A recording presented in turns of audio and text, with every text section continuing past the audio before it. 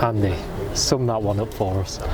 Well, yeah, it was nice to get. It's always nice to get a last minute or last second winner, of course. But I thought it just summed up us as a football club. Really, my players and staff just don't stop going. Relentless is the word we use here. And I thought throughout that game we was relentless. We was disciplined.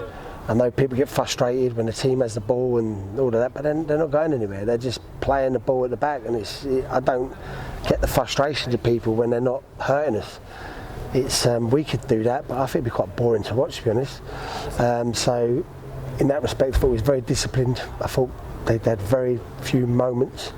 The goal was a mistake, which Passes obviously held his hands up, and his team have dug him out, and that's the sort of team spirit and culture I want here. If someone has a bad day, the rest of the group dig them out of a hole, and that's what they did. And I'm proud as punch of the boys for that.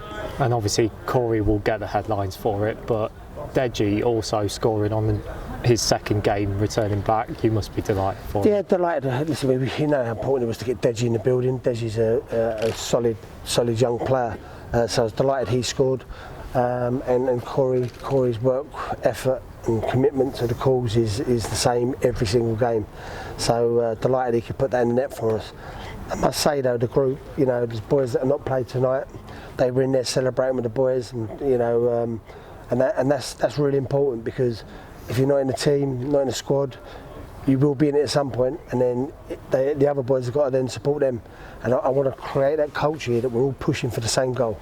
And you mentioned the squad size there. I mean, Louis made a difference, Sam Woods as well, and obviously Todd Miller. You must be delighted with the players that aren't starting coming on and making that impact. Well, 100%. I mean, look, I bored the lads a little bit the other day about the South African rugby team, the mentality. That manager, he made some big subs the other day and dropped a lot of players off the pitch.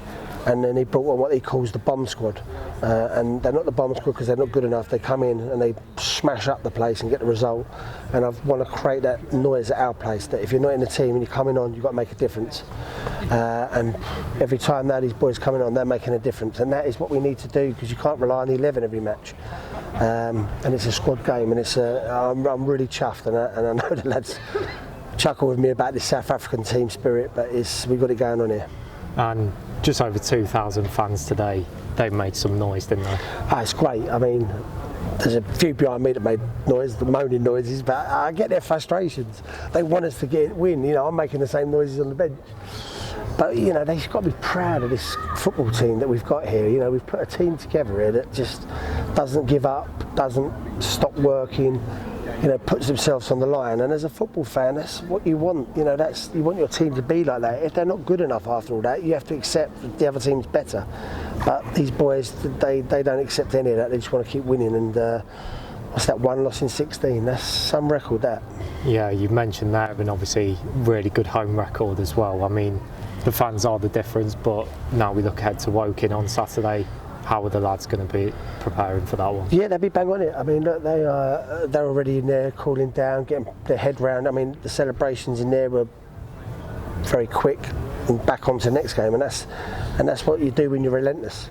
And we are relentless as a team, and we've got to keep going again now. That'd be a tough game at Woking. I think their position in the league's probably not warranted where they, with the squad they've got, and we'll have to go there and try to get a similar sort of turnout and result as we did last year, and hopefully we get the same sort of fan base come over and follow us. Brilliant. Thank you, Andy. Thank you.